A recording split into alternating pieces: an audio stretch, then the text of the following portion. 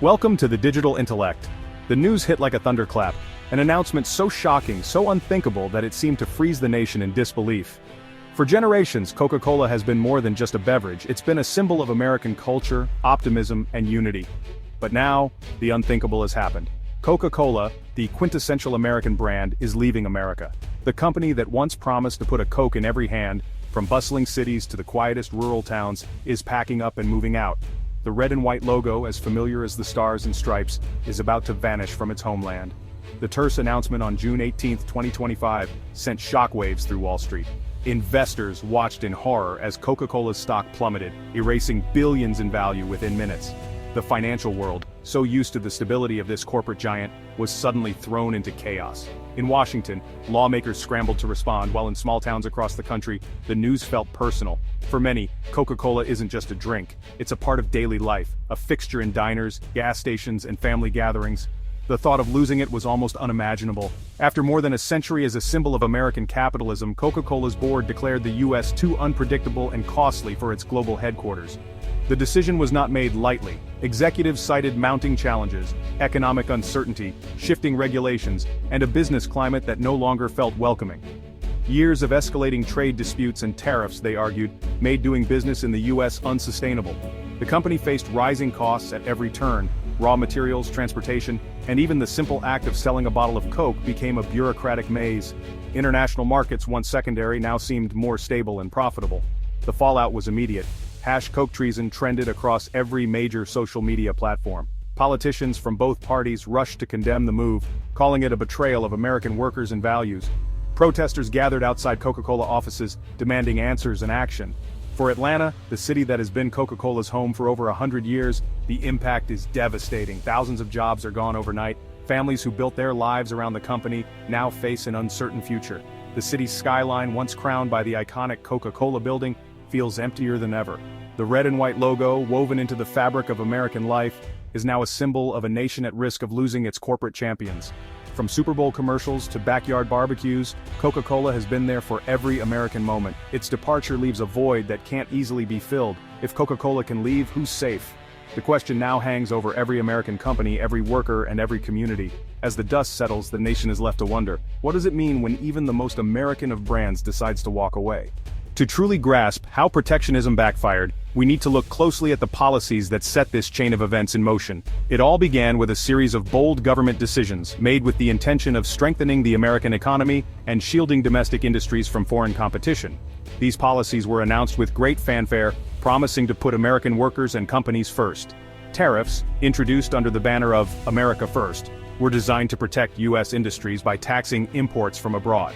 The idea was simple: make foreign goods more expensive, so American-made products would be more competitive. On paper, it sounded like a win for American factories and workers, but the reality was far more complicated, especially for companies deeply woven into the global economy. For a global giant like Coca-Cola, these tariffs quickly turned into a nightmare. With a supply chain that stretches across continents, Coca-Cola relies on materials and ingredients sourced from all over the world. Suddenly, every step of their process, from bottling to shipping, became more expensive and unpredictable. Take aluminum, for example. The tariffs on imported aluminum alone sent production costs soaring. Domestic suppliers simply couldn't keep up with the demand, leading to shortages and delays. The price of making a single can of Coke shot up, squeezing margins and forcing the company to make tough choices. But the pain didn't stop there. Other countries, angered by U.S. tariffs, struck back with their own retaliatory tariffs. Coca-Cola's exports were suddenly hit with new taxes and restrictions, making it harder to compete in international markets. Profits were squeezed from both sides, higher costs at home and shrinking sales abroad. The vision of a fortress America quickly turned into a prison for global companies. Instead of being protected, businesses like Coca-Cola found themselves isolated, unable to operate efficiently or plan for the future. Executives faced mounting pressure as costs spiraled and uncertainty grew. Employees worried about their jobs, and the company's leadership was forced to consider drastic measures. The future that once seemed secure was now filled with doubt and anxiety. In the end, the very policies meant to protect American industry ended up driving one of its most iconic companies to the brink. Factories closed, workers were laid off, and headlines told the story of a company forced to make the painful decision to scale back or even leave. The irony was hard to miss. The America First strategy, intended to put U.S. companies at the top, ended up putting Coca-Cola last. The brand that once symbolized American success was now a casualty of the very policies meant to protect it. After years of struggle, uncertainty, and tough decisions, Coca-Cola finally stepped off the tightrope, leaving behind a cautionary tale about the unintended consequences of protectionism. Coca-Cola's departure is a story about the fragility of modern supply chains. A can of Coke is a global product, aluminum from Australia, cans from Mexico, syrup from Georgia, ingredients from everywhere. Tariffs didn't just disrupt this system, they shattered it. Sudden policy changes made planning impossible, costs and delays piled up. Retaliatory tariffs made U.S. exports too expensive abroad. The just-in-time delivery system collapsed into crisis management. The U.S. became too risky a hub for global operations. To save its network, Coca-Cola had to move its nerve center elsewhere. The decision was painful, but for survival, it was necessary. The supply chain nightmare made staying impossible. For 139 years, Coca-Cola and Atlanta were inseparable. The company shaped the city's identity, economy, and pride. Its departure is a devastating blow. Thousands of high-paying jobs gone, a ripple effect threatening local businesses. Beyond economics, it's a psychological wound. Atlanta loses its most famous resident. Leaked documents reveal a divided board. Some fought to stay, but financial pressures won. Tariffs, supply chain chaos, and global retaliation left no choice. The loss is more than financial. It's a heartbreak for Atlanta. The city scrambles to reassure the world it's still open for business. But the shadow of Coca-Cola's exit will linger. The end of an era is now a reality. Coca-Cola's exit sparks a chilling question: who's next? Other multinationals, Apple, Nike, Ford, face the same pressures: tariffs, supply chain chaos, and global retaliation. Coca-Cola's move sets a precedent and a roadmap for others. Boardrooms are now debating relocation as a fiduciary duty, not a radical idea. If another giant leaves, it could trigger a domino effect: capital flight, lost jobs, and a destabilized economy. The administration's protectionist goals may have backfired, making America less attractive for business. Investment decisions now weigh the risk of unpredictable trade policy. Why build in the US if the rules can change overnight? Coca-Cola's departure is a warning shot. If nothing changes, it may be just the first domino to fall. Losing Coca-Cola isn't just an economic blow. It's a profound cultural moment that touches the heart of American identity. For generations, Coke has been more than a beverage. It's been a symbol of togetherness, celebration, and the simple joys of daily life. Families gathered around the dinner table, friends at summer picnics, and strangers at ball games all shared a Coke, creating memories that spanned decades. For over a century, Coke's unmistakable red and white script has stood for American optimism, resilience, and the promise of a brighter tomorrow. Its logo wasn't just a brand, it was a beacon, instantly recognizable from small-town diners to bustling city streets across the world.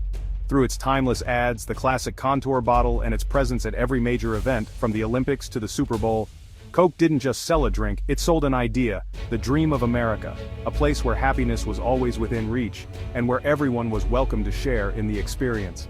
Now, with its departure, it feels as if a vital chapter of the national story has been erased. The familiar clink of glass bottles, the fizz of a freshly opened can, these are echoes of a past that suddenly feels more distant. For countless Americans, drinking a Coke was more than a habit. It was a daily ritual, a comforting thread woven through the fabric of everyday life. It was a shared experience that connected generations, a taste of home no matter where you were. The company's exit feels deeply personal, almost like a rejection of the values and traditions that so many hold dear. It forces us to ask difficult questions about where America is headed, and what we might be losing along the way. Around the globe, Coke was more than a soft drink. It was soft power. It represented American culture, ideals, and influence, reaching into the farthest corners of the world and leaving a mark that was both subtle and profound. Now the story has flipped. Instead of spreading American values abroad, we're witnessing an American icon packing its bags and leaving home. It's a reversal that feels unsettling, as if the country is losing a piece of itself.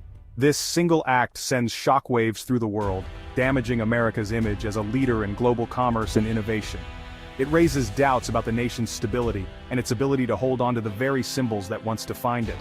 The loss of Coca-Cola is felt far beyond the balance sheet. It's a blow to the American spirit, a moment that forces us to reflect on what we value and what it truly means to lose an icon that once brought us all together. With Atlanta in the rearview, Coca-Cola is searching for a new home. Germany offers EU market access and political stability.